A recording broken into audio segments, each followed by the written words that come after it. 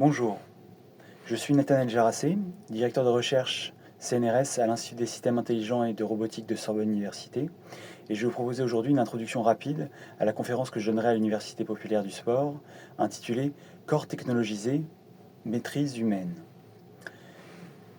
Donc ce que je proposerai dans cette conférence, c'est une réflexion sur l'évolution du sport moderne à travers la technologisation croissante des corps et des performances. En effet, depuis plusieurs années, nous assistons à une transformation majeure des pratiques sportives, où la recherche de performance repose de plus en plus sur des approches scientifiques et des artefacts techniques. Dans mon analyse, je mettrai en lumière la présence forte de la technologie dans le sport, qu'elle soit visible à travers des équipements comme les chaussures haute performance ou les combinaisons de natation, ou invisible via les méthodes d'entraînement et d'optimisation physiologique. Contrairement à une vision alarmiste qui verrait dans ces évolutions une menace pour l'humain, je défendrai l'idée que la technologie ne remplace pas la performance humaine, mais exige au contraire une maîtrise accrue de l'athlète. Un exemple emblématique de cette hybridation entre corps et technique est celui des athlètes amputés équipés de prothèses. Beaucoup pensent que ces dispositifs leur confèrent un avantage immédiat, mais la réalité est bien différente. En effet, leur usage impose un apprentissage long et exigeant, et derrière chaque mouvement réussi, il y a des mois, voire des années de travail pour apprivoiser ces artefacts et les intégrer à leur schéma moteur.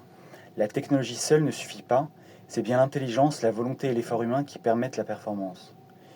J'illustrerai également cette réflexion avec le cibathlon, une compétition unique où des athlètes équipés de prothèses robotisées, d'exosquelettes ou de fauteuils motorisés s'affrontent dans des épreuves du quotidien. Cet événement montre bien que la technologie ne fait pas tout, l'humain reste au cœur de la performance et chaque geste témoigne d'une incroyable expertise sensorimotrice.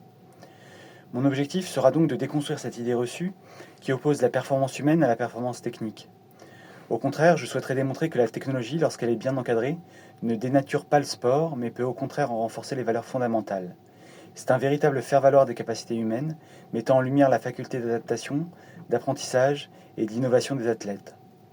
Cependant, un défi majeur reste à relever, celui du regard du public et des instances sportives, car il est essentiel d'éduquer sur ces questions pour éviter de tomber dans le fantasme de l'homme augmenté ou du cyborg surpuissant. Nous devons reconnaître et valoriser l'effort humain derrière chaque performance, même lorsqu'elle est assistée par la technologie.